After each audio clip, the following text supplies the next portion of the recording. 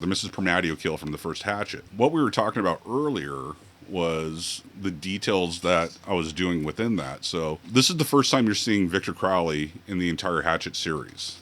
Hatchet 1, first time Victor Crowley's coming out of the Crowley house. He kills Richard Greeley, cleaves him in half, throws the pieces around, and then Patrika Darbo, who is playing Mrs. Permadio, she's running towards camera, and Crowley is running up behind her.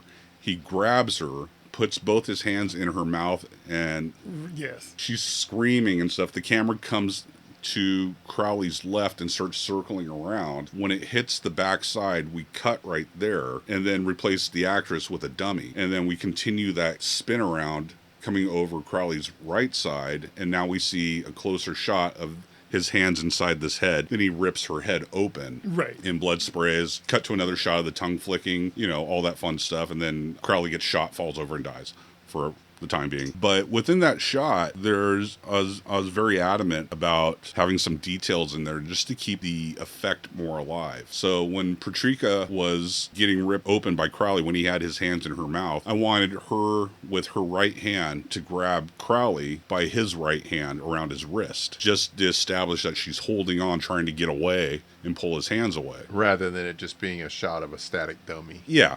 So when we get around the other side, when it's now the dummy, I made a hand that had a little Velcro wire wrap strip on it between the middle finger and the thumb, that I can put that on Kane's arm and just have it's just enough just to hold it there. And at a certain point, Kane just flexes his arm muscle or turns his wrist a little bit, and then the hand will fall off. Yeah. And it's like, as the camera's moving by, you see that hand start to fall off in that shot with the dummy. So it helps sell the fact that it's not a dummy, right, within that. But then the head rips open and blood flies all over the place, and, the tongue whips, all that stuff. That too.